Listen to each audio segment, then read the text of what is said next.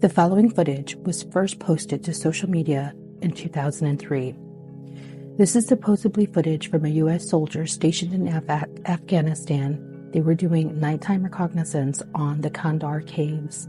What they captured is a giant humanoid being standing next to a bombed-out tanker. As you see in the night vision, it's massive, whatever it is. It's interesting that it was found and seen by the Kandahar caves that have myths and legends of their own, of creatures and giants living there. Take a look at this footage and tell me what you think.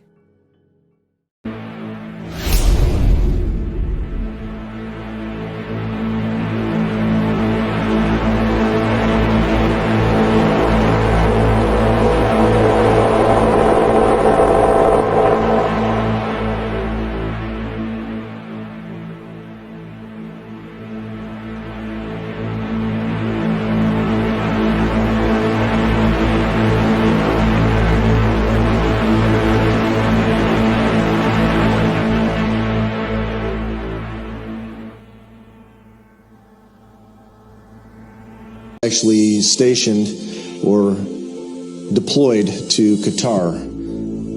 It was a completely normal mission for us. We were not alerted for anything abnormal.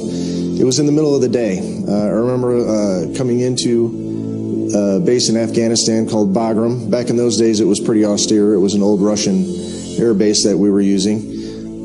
It's basically built in a bowl in the mountains where you have to stay high right up in the last minute, and then you basically come screaming back down to land. The area to the side of it was called the Valley of Death because during the Soviet days with the Mujahideen, they had fired their rockets into a lot of the helicopters, so you could see all kinds of wrecks and stuff in the valley below, which for the most part I didn't pay attention to because I was a little busy getting the airplane on the ground safely.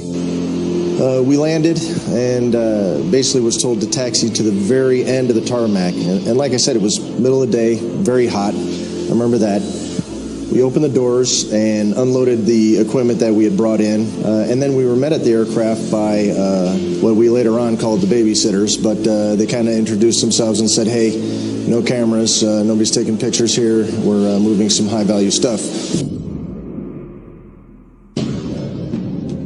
When the load got there, we're very, of course, curious to see what it was, because that's just the way you are when you're told that you're not allowed to have a camera. They say this thing had been dead for maybe a day or two, but it stunk. And when I say stunk, I've smelled dead things before, but this had a more of a, I want to say a musky stink, kind of a, not really a decay, but more of a, if somebody hadn't taken a shower in like 10 years type of a musky stink is all I can tell you.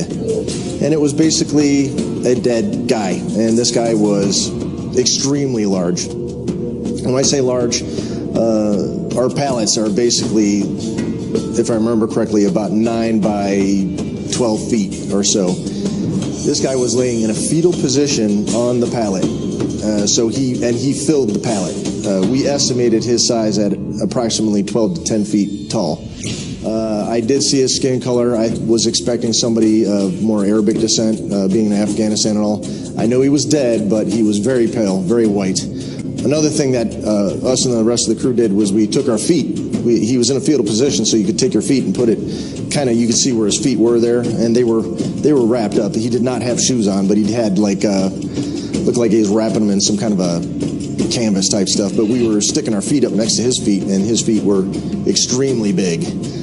We know that the standard weight on one of those pallets is about 1,500 pounds, and I do remember that the loadmaster did the weights, and it was around 1,100 pound guy. The pallet sits on dunnage. You know what dunnage is? It's basically like railroad ties so that you can get a forklift underneath it and pick it up. So it was on dunnage, and basic dunnage is like maybe a 4x4. And then the pallet is, say, yay thick. It's actually aluminum and balsa wood. And this guy, I mean, laying down was very, very wide. I mean, and he was, like I said, he's in a fetal position, and you go up and just, you hit it, and of course he's under a tarp and all that, I understand that, but he was a dense guy.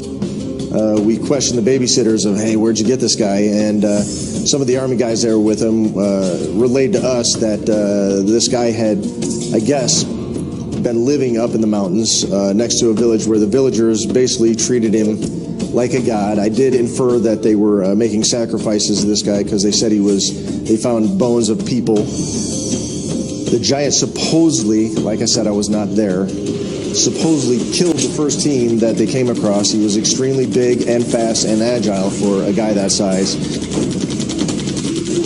They sent up another team, and when the second team went in there to get him, supposedly he had already started to basically eat on the team that had been killed the first time.